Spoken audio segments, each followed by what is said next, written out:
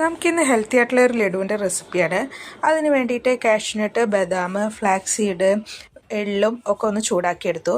അതേ പാനിൽ തന്നെ പംകിൻ സീഡ്, കരിഞ്ജീരകം, മുന്തിരിയും ഡേറ്റ്സും ഒന്ന് ചൂടാക്കി എടുത്തിട്ടുണ്ട് കേട്ടോ. കരിഞ്ജീരകത്തിൻ്റെ ഫ്ലേവർ ഇഷ്ടമുള്ളവർ അത് ഇട്ടാൽ മതി, അല്ലെങ്കിൽ അത് ആവശ്യമില്ല കേട്ടോ.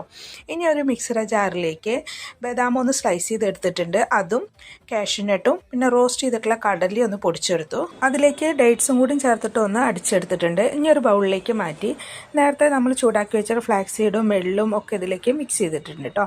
ഇങ്ങനെ ഡയറക്റ്റ് മിക്സ് ചെയ്യുക, അല്ലെങ്കിൽ നിങ്ങൾക്ക് അതൊന്ന് മിക്സിയിൽ പൊടിച്ചിട്ട് വേണമെങ്കിലും ചെയ്യാം. ഞാൻ ഡയറക്റ്റാണ് ചെയ്തിരിക്കുന്നത്. എന്നിട്ട് ബൗളാക്കിയിട്ട് വെക്കാം.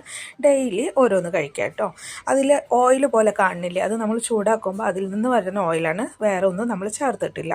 നമ്മുടെ ആരോഗ്യത്തിനും മുടിക്കും ഒക്കെ ലഡു എന്നും ഓരോന്ന് കഴിക്കുന്നത് വളരെ നല്ലതാണ് കേട്ടോ.